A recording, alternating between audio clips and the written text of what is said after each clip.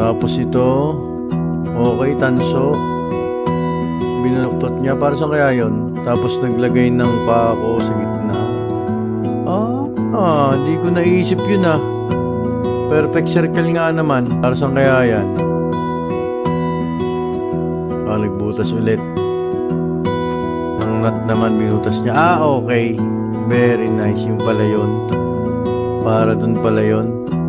Ginawang stopper. Very nice. Okay, nag-grind ulit ng tornilyo. Tapos pinutol. Okay, ginamit niyang ang linis nga naman. Galing ah. Gawin natin yan, lalo na kung mahilig kayo mag-DIY, okay?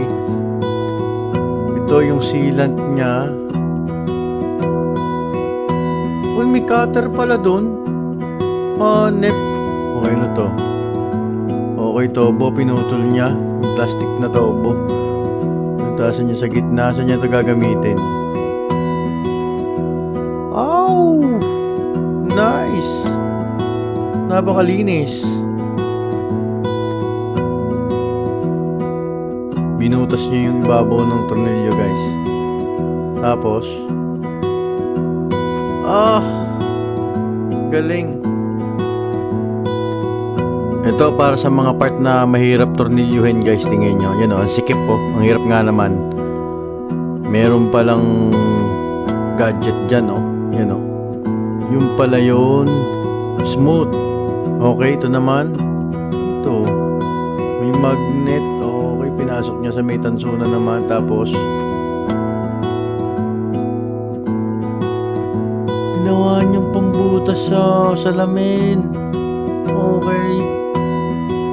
Ito guys, huwag niyo daw itatapon yung sealant na pinaggamitan. May natitira pa.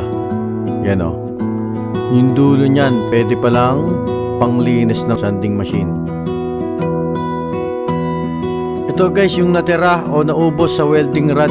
Yung dulo nun bakal kasi guys, tingnan nyo mabuti. Pinitpit niya yung bakal. Tapos in-improvise niya, binutasan niya yung mga dulo, niyupi, at ginawa niyang brace.